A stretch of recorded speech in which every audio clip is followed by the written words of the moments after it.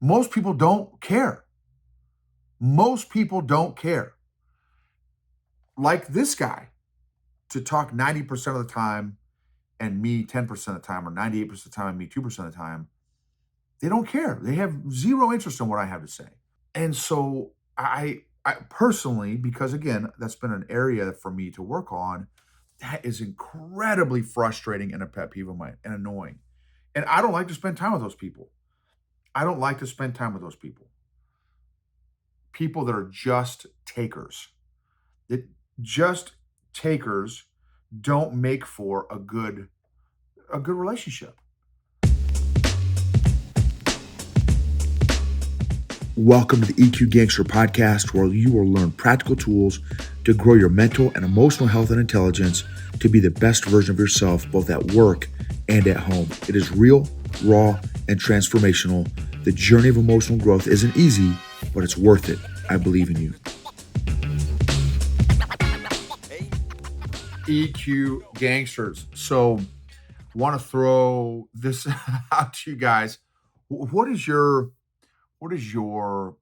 self-awareness and your social awareness and your ability to manage that awareness of both, which is essentially emotional intelligence in a simple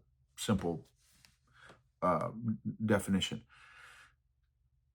And it's going to be based on a conversation that both myself and a friend of mine have had with the same person, and we both walked away with very similar conclusions and observations, and it's just fascinating. And the conversation was a pretty big leader. So anyway, okay, so that's my placeholder. The things I'm grateful for: I'm thankful for eyebrows. I'm thankful for beards. I'm thankful for hair. I'm thankful for different kinds of hair. I'm thankful for how blood clots and coagulates when we get a cut in our bodies. That whole system is fascinating. If you ever get some free time, 5-10 minutes, just YouTube, how does blood coagulate or clot? And it is a fascinating process. I'm thankful for blood. I'm thankful for the color of blood.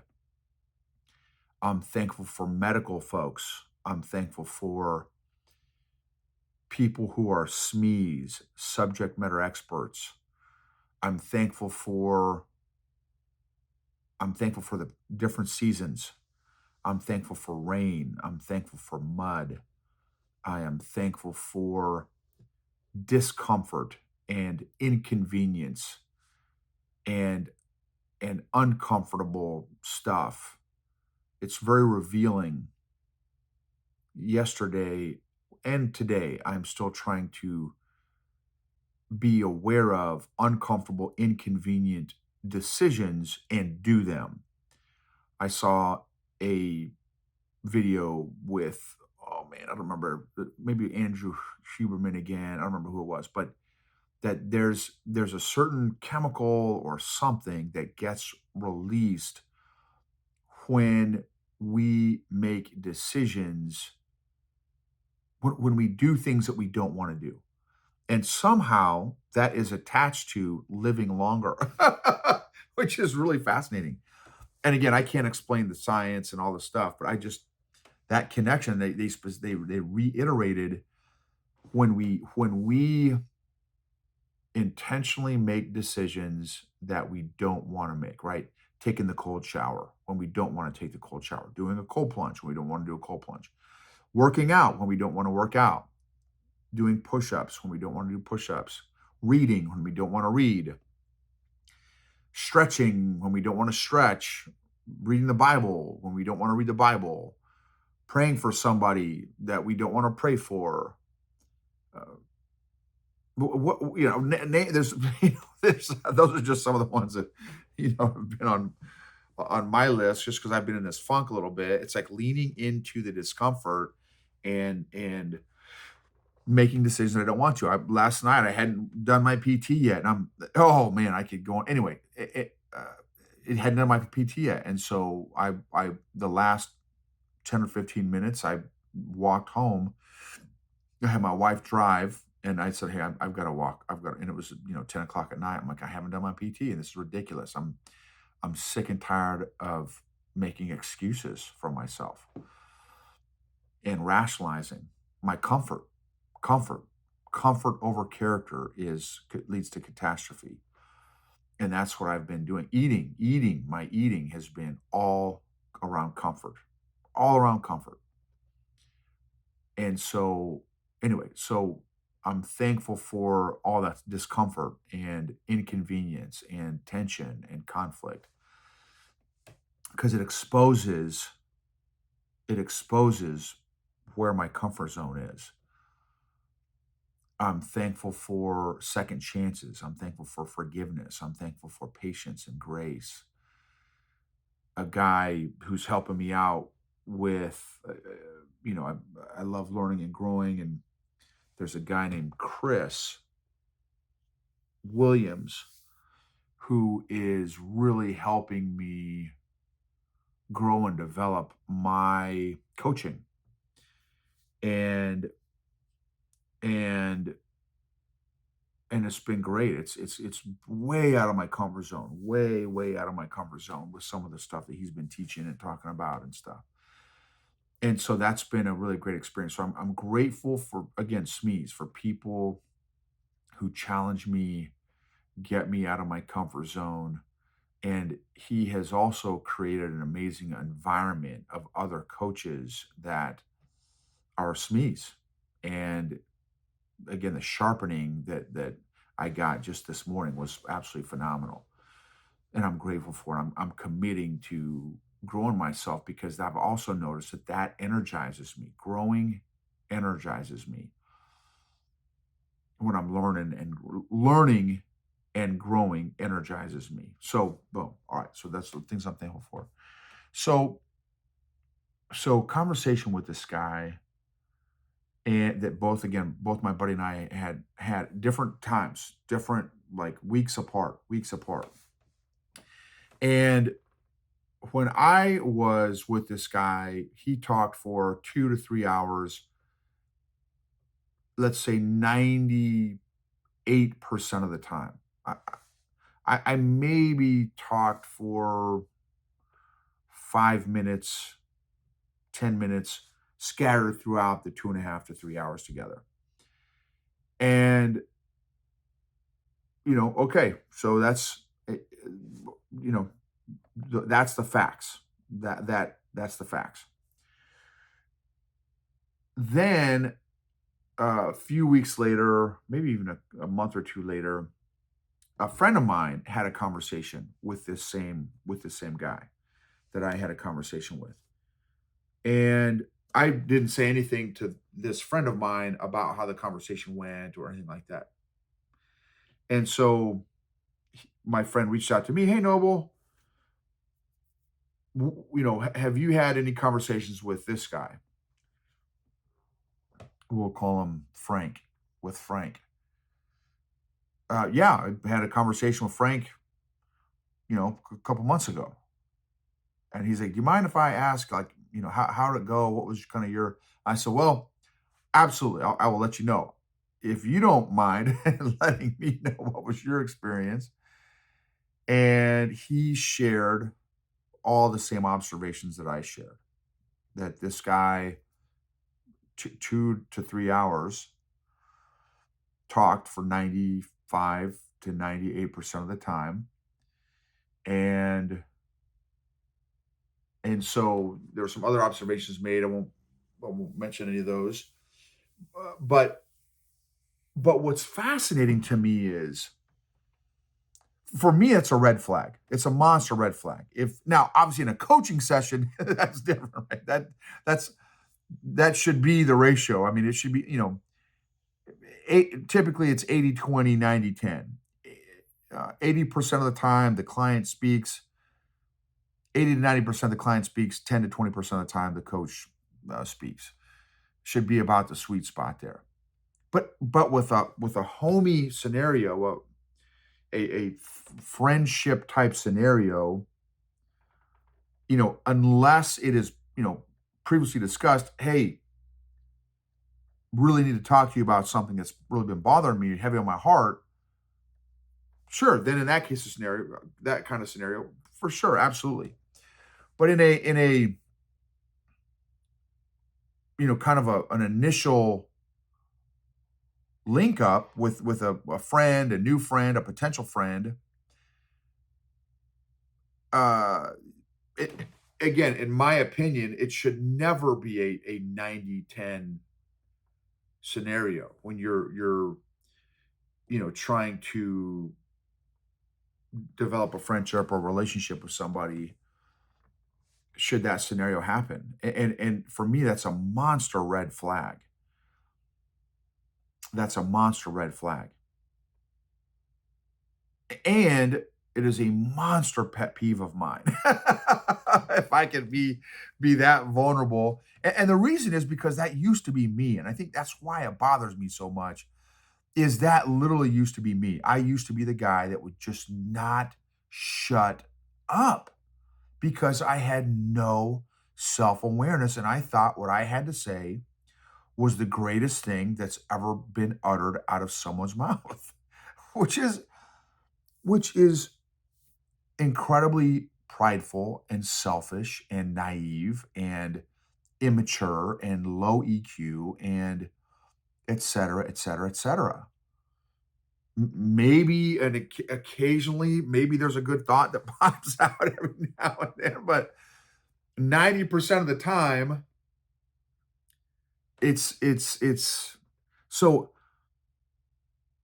I am working on speaking less in conversations and relationships. That's something I've been working on for a long time.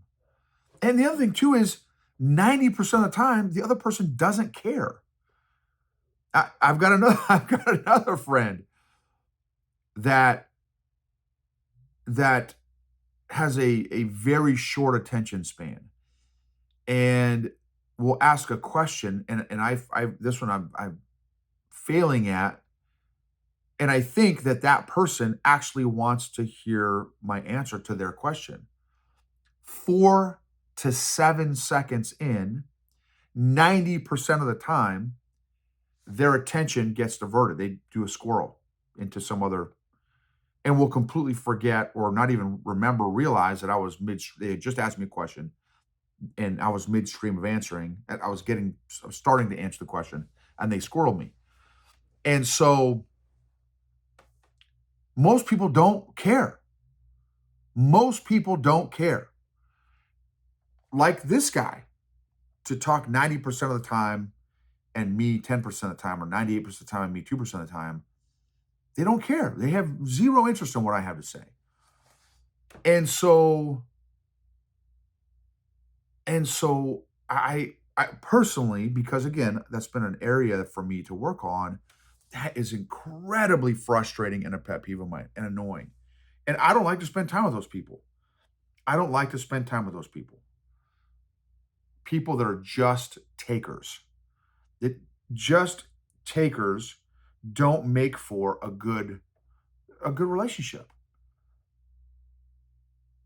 And so, and now when I was a people pleaser addict, and oh, I'm gonna give, and I'm just gonna sit here and listen, and because they clearly want to talk, and then maybe they'll like me, and then maybe they'll be friends with me, and maybe they'll validate and affirm me and tell me what a great guy I am for listening to them.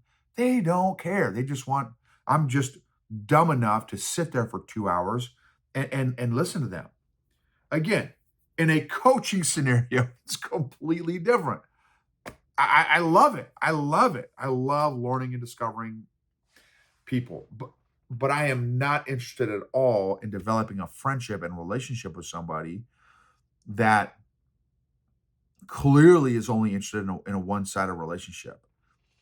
So when somebody does not ask questions and shuts up after they ask the question and truly listens, that's a monster red flag for me. I'm not interested. I'm not interested. And I'm telling you, it's fascinating how there's a lot of leaders like that, y'all. There's a lot of people out there like that because they lack that self and social awareness. That they're not even aware that after the 2 to 3 hour conversation that they talked 98% of the time. They're not even I've even had some people say, "Wow, man, that was a great conversation, man. Thanks for that great conversation." I'm thinking, "Bros, wow, there was no conversation. It was a monologue. You just got done vomiting 3 hours of your life, stuff, drama." You know what I'm saying? So, how aware are you? How much do you talk in conversations? Does the other person really care what you're saying? Or is it to feed your own ego? Or is it maybe because you're insecure? Again, feed your own ego and insecure is where I was when I was pre-EQ days. And now I'm still working on this stuff to a place where I don't have to hear myself talk. I don't think that I have golden manna from heaven coming out of my mouth when I talk. And sometimes I'll catch myself. So again, I'm not 100% on this stuff, but much more aware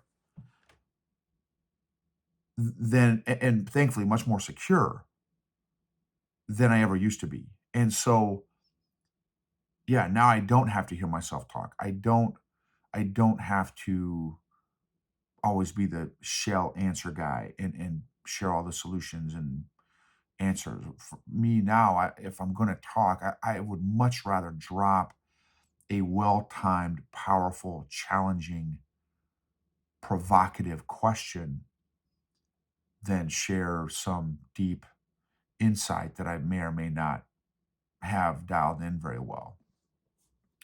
And again, I'm still working on all this stuff. I'm still working on being a better question asker also, and a better listener, hearing what they said and what they didn't say. I'm still working on that stuff. So, but just pay attention. Pay attention. Next time you're in a conversation, how often are you talking? How often do you feel the need or urge to talk? Why are you talking? Are you adding value? Are you providing support, encouragement, pointing stuff out that's wrong? This is another thing I just had with a client is how often are you affirming, encouraging, uplifting, edifying a friend, a colleague, a coworker, a boss, a team member, a child, a spouse? Or are you always pointing out wrong stuff? Or are you just not saying anything? Are you not even observing this stuff? Are you not paying attention to some of this stuff? So anyway, pay attention. And how often is the other person talking? Why are they talking? What are they talking about? And then what type of people do you like spending time with? I asked the CEO of a company, what how many people are you around, do you spend time with that challenge you? And the second it left my lips, he said, nobody. I'm like, wow, dude, are you okay with that? Are you cool with that? Like, is that like why? Like, help me understand, bro. Like, you intentionally, like, is this intentional? Is this that you have nobody in your life that challenges you, bro? Like, dude, I love being around people. I love being around people that it's a love hate. It's a love hate, but that's why I love it, is because I hate it. I love my comfort zone. I freaking I love my comfort zone. So when somebody when I'm around, when I get the opportunity to be around somebody that like makes my comfort zone repulsive, I love it because I also hate my comfort zone because of how much I love it. Right? That whole dichotomy. because I know my comfort zone is why I am not growing like I could and should, like I can and yeah, like I could and should, is because of my comfort zone. And so thankfully, I'm finally, man, I got to a point where anyway, that's a whole another conversation topic episode. How often are you talking? And what are you talking about? And is it for you or is it for the other person or the other party? How intentional, how effective, how good, how frequently do you ask questions? Why are you not asking more questions in conversation? Why are you not asking more questions in conversation in relationships? How curious are you? Hopefully, some of that helps, resonated, challenges you, encourages you to grow and take ownership of where you're at. Take ownership of where you're at. This is where I'm at. Man, Noble, you expose an area where I suck at, like a Kirby vacuum, and I got to get better. Awesome. Boom. So you got this. Take ownership. Taking ownership is energizing, man. It's energizing. It's energizing. You got this. Be curious. Ask questions. Talk less. Listen more. Actively listen more to what's said and what's not said. Thank you for being on this journey with me and letting me be on this journey with you. Thank you for rating, reviewing, subscribing, sharing. Maybe there's a particular episode that resonated with you. You could share with a homie, a colleague that it might resonate with. That would be awesome.